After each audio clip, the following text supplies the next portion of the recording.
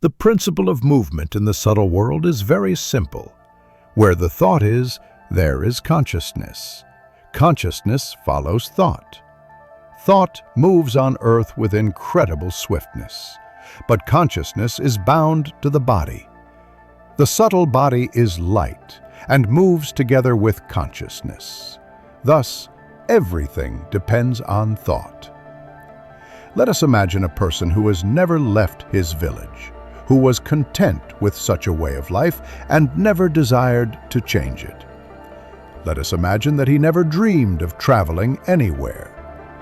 In the subtle world, such a one who never aspired to movement will move within the same limits as he did on earth, unless the immobility of his consciousness turns him into a sleeping statue. Having the wings of spirit and the ability to fly with the speed of thought, he will remain as motionless in spirit as he was on earth. Even simple trips and travels greatly liberate consciousness. According to the pattern formed on earth, a person will move freely. Pilots are fortunate. It is easy for them to fly. But one who knows the power of thought for movement is limited only by that thought and its daring. Many receive help in understanding the new conditions, if those who have passed over are willing to listen and believe. The inertia of consciousness hinders much there, as it hindered much on earth. Yet even while in the body, movement in thought is very beneficial. It is good to realize that even on earth, nothing can hinder the flight of thought. And if consciousness cannot keep up, still the particles of spirit follow thought, often bringing back subtle unconscious impressions. One thing is certain, even on earth, consciousness is directly linked to the one or the thing toward which thought is directed. It is easiest to move in the mental body, for it is the body of thought. The astral body is less mobile. The fiery body knows no boundaries. In the subtle world, all aspirations of the spirit can be fulfilled, provided they are not of a physical or bodily nature. The state of being in that world depends upon consciousness.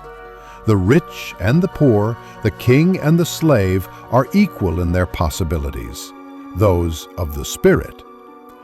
One must accustom oneself on earth to the possibilities of the subtle world by studying its conditions and laws. There, everything is possible and achievable that consciousness allows. He who has not freed his consciousness on earth enters the higher world as a prisoner. Therefore, our teaching may rightly be called the teaching of freedom. It strives to free the spirit from all the bonds and chains that fetter it. The most terrible fetters are dogmas, prejudices, and the crystallized age-old mass delusions and false beliefs of humanity. People live immersed in them, not even realizing their power over consciousness. For centuries, millions believed that the earth was flat. And even now, millions believe that there is no life after death, that man lives on earth only once. There are many such distortions of truth, and consciousness is caught in them like in a vice. In them it lives, and with them it departs into the invisible world, a world of boundless freedom fettered by its own ignorance. The earthly aspirations of a person create for him the limits of his possibilities in the higher world. Therefore, we say, strive toward infinity and strive infinitely. Infinity, with all its possibilities, is the field of manifestation for consciousness. Accept infinity in spirit and with the spirit. In spirit, we are boundless, but not in body. As the stars are seen from earth, So from the body, infinity is seen.